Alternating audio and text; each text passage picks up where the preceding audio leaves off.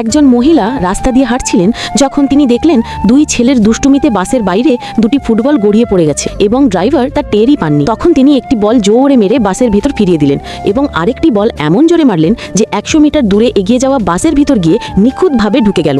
এই আশ্চর্য দৃশ্যটি এক ফুটবল কোচ দেখে ফেললেন এবং সঙ্গে সঙ্গে মহিলাকে তার দলে অ্যাসিস্ট্যান্ট কোচ হবার প্রস্তাব দিলেন। বেতনও তিনি ইচ্ছামতো ঠিক করতে পারতেন।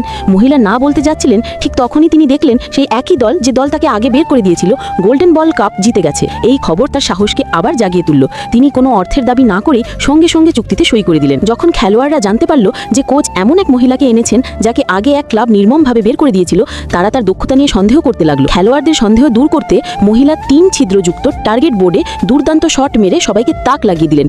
প্রথমে তিনি সহজেই বলটিকে প্রথম ছিদ্রে পাঠালেন, তারপর 10 মিটার পিছিয়ে রাখা বোর্ডের দ্বিতীয় ছিদ্রে বজ্রগতিতে বল পাঠালেন এবং খেলোয়াড়রা যখন তাতেও সন্তুষ্ট হলো না, তিনি আরও 50 মিটার পিছিয়ে গিয়ে অসাধারণ এক ওভারহেড কিকে সবচেয়ে ছোট ছিদ্রে বল ঢুকিয়ে দিলেন।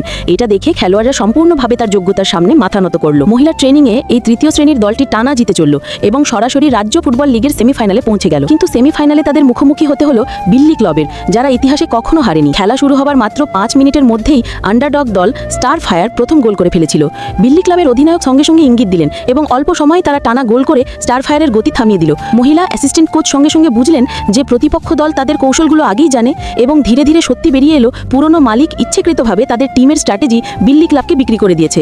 মহিলা তৎক্ষণাৎ কৌশল পরিবর্তন করলেন এবং খেলোয়াড়দের সেই গোপন টেকনিক ব্যবহার করতে বললেন যা তারা নীরবে অনুশীলনে তৈরি করেছিল। দ্বিতীয়ার্ধে স্টার ফায়ার টানা গোল করে স্কোর সমতায় আনার কাছাকাছি চলে এলো। কিন্তু যখনই বিল্লি ক্লাব তাদের লিডকে বিপদের মুখে দেখলো, তাদের খেলোয়াড়রা মোংরা ফাউল করতে শুরু করলো এবং রেফারি সবকিছু উপেক্ষা করে গেল। স্টার ফায়ারের প্রধান খেলোয়াড়কে আঘাত করে মাঠের বাইরে করে দেওয়া হলো এবং দলের আর কোনো সাবস্টিটিউট ছিল না। শেষের 9 মিনিটে জিততে হলে তাদের 5টা গোল করতে হতো, কিন্তু দল হার ছাড়তে রাজি ছিল না। কোচ মহিলাকে মাঠে নামালেন। তখনই তিনি বুঝলেন যে তিনি যে কন্ট্রাক্টে সই করেছিলেন তা অ্যাসিস্ট্যান্ট কোচ নয়, বরং একজন খেলোয়াড়ের জন্য এবং তিনি সম্পূর্ণভাবে খেলার যোগ্য। রাগে তিনি মাঠ ছাড়তে যাচ্ছিলেন, কিন্তু কোচ তাকে তার অসম্পূর্ণ স্বপ্নের কথা মনে করালেন। 5 বছর আগে তিনি গর্ভবতী হওয়ায় ফাইনাল ম্যাচ ছাড়তে বাধ্য হয়েছিলেন। স্বামী তাকে প্রতারণা করেছিলেন, তিনি সন্তান হারিয়েছিলেন এবং দলটিও তার কাছ থেকে ছিনিয়ে নেওয়া হয়েছিল। এখন সেই একই সুযোগ আবার সামনে এসেছে আর দলের আশা দেখে তিনি মাঠে নামার সিদ্ধান্ত নিলেন।